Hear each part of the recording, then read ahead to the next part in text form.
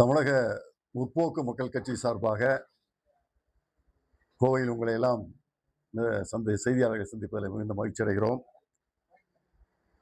தமிழக முற்போக்கு மக்கள் கட்சி 2026 சட்டமன்ற தேர்தலிலே 7 இடங்களிலே போட்டியிடுகிறது.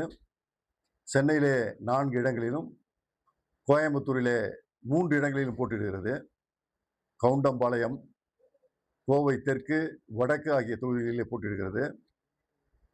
கோவை கவுண்டம்பாளையத்திலே வழக்கறிஞர் திரு புஷ்பானந்தம் அவர்கள் போட்டியிடுகிறார். கோவை வடக்கு பகுதியிலே திரு மீனாட்சி சுந்தரம் அவர்கள் போட்டியிடுகிறார்கள். கோவை தெற்கு தொகுதியிலே திரு மகேஸ்வரன் அவர்கள் போட்டியிடுகிறார்கள். இந்த 3 பேருமே கேஸ் சிலிண்டர் சின்னத்திலே போட்டியிடுகிறார்கள்.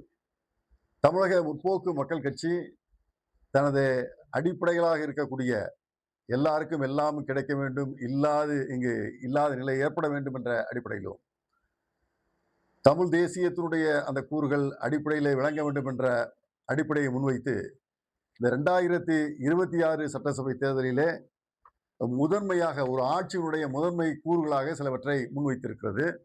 இதுதான் தேர்தல் அடிப்படையினுடைய முதன்மையான கூறுகளாக தமிழக முற்போக்கு மக்கள் கட்சி கருதுகிறது.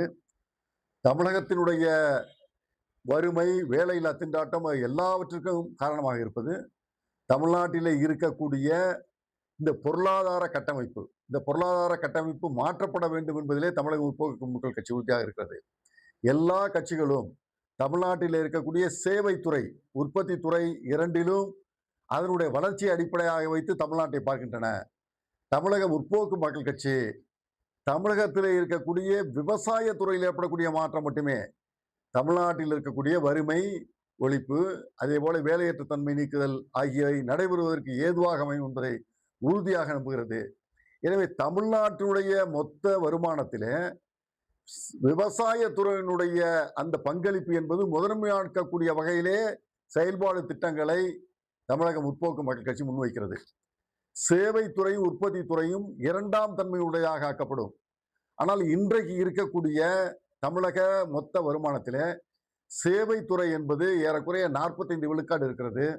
உற்பத்தி துறையினுடைய பங்களிப்பு என்பது ஏறக்குறைய 30 விழுக்காடு இருக்கிறது. எனவே இந்த 75 விழுக்காடுகளுக்கு பின்பு விவசாயத்துறை என்பது 18 விழுக்காடுகள் மட்டுமே இருக்கிறது.